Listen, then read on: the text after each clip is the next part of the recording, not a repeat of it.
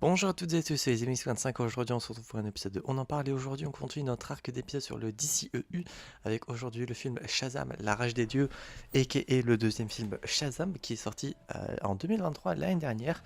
C'est l'un des trois films qui est sorti en 2023. Si je ne me trompe pas, hein. Oui, l'année dernière, il y avait eu 4 films. Donc oui, c'est l'un des 4 films. Donc, commençons directement par le résumé. Alors, selon Allociné qui est le résumé repris sur Seriebox, suit des aventures de Billy Batson, ado capable de devenir un super-héros lorsqu'il prononce le mot Shazam. Voilà, tout simplement, ça tient en une phrase.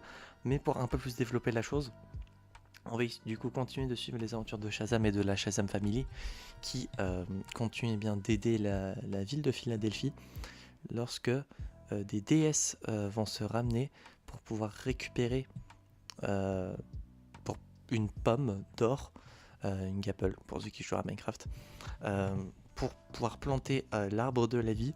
Et du coup, ça ensuite une histoire de vengeance pour une des trois sœurs, Calypso. Et pour ceux qui connaissent un petit peu la mythologie gréco-romaine, il y a les pommes d'or de je sais plus quel arbre. J'avoue que je me souviens plus exactement. Mais du coup, il y a plein de créatures de la mythologie et du coup ça va aller dans les points positifs. Je m'attendais pas à voir du coup les créatures de la mythologie grecque comme du coup les harpies, il me semble que c'était. Il y avait des cyclopes, des minotaures, etc. En plus c'est bien du coup des trois sœurs du coup du nom de je vous dis ça, Hespera. Alors je ne sais pas à quoi correspond Hespera dans la mythologie romaine.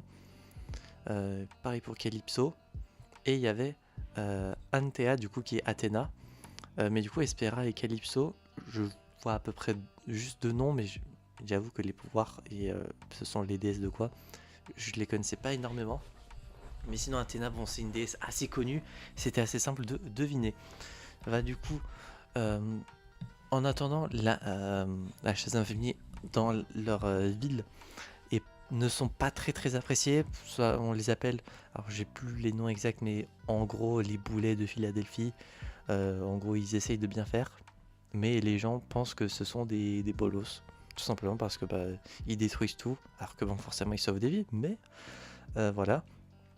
Et du coup, Shazam, etc., vont devoir affronter euh, la déesse, enfin, la déesse du coup qui souhaite se venger, car il y a fort longtemps, les humains ont gagné sur les dieux, si je me souviens bien. Et du coup, il y a une des trois sœurs qui a un peu le seum et du coup elle veut se venger, tout simplement. À aide du dragon, dont je ne connais plus le nom parce il est dit extrêmement peu de fois. Et donc, bon, de toute façon, c'est le dragon que vous voyez en image de fond sur le miniature et sur l'affiche du film. Voilà pour le résumé. Point positif, du coup, j'en ai dit quelques-uns déjà. Point négatif, je dirais que. D'ailleurs, point positif aussi, le sorcier qui est de retour parce qu'en fait, il était pas mort. C'est très étonnant, oui. Mais très content de le revoir d'ailleurs. Et j'avoue que le personnage a un peu plus d'importance maintenant qu'il est plus enfermé, on va dire. Et je le trouve assez marrant comme personnage. Il est assez fun, je trouve. Point négatif d'ailleurs, je pars un peu dans tous les sens, mais la scène post-générique qui bon, continue de teaser, mais en soi, de toute façon, en 2023, on savait déjà que le DCU allait se finir, donc je vois. Bon, j'imagine que le film il avait été fini depuis très longtemps, mais bon, vu que ça tease pas grand chose, vu que.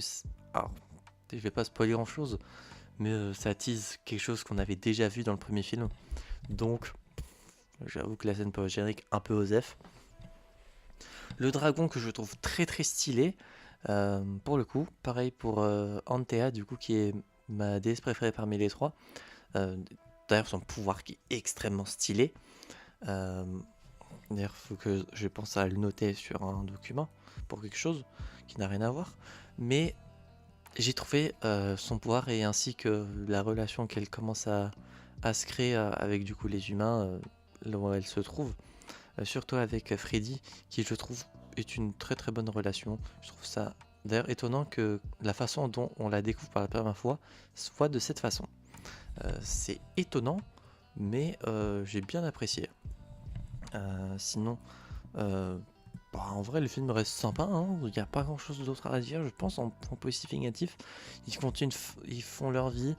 D'ailleurs, ah, si, un point positif également, ce sont les pensées qu'éprouve Billy quand il pense qu'il va se faire abandonner encore une fois par tout le monde parce que bah, il devient trop grand. Parce que oui, tous les personnages ont grandi de quelques années, il me semble, de peut-être 2-3 ans. Donc voilà, ils sont un peu plus âgés d'ailleurs, chose qui est intéressante. Mais du coup, vu qu'il s'approche du coup de ses 18 ans et du coup que potentiellement il ne pourra plus rester chez lui, ça reste une motivation supplémentaire qui est, je trouve, intéressante. Et du coup, on peut se projeter envers le personnage. Voilà, j'ai bien apprécié cette mécanique-là. Et sinon, ouais, j'ai pas grand-chose à dire de plus, hein. Les créatures étaient stylées, malgré que assez peu utiles.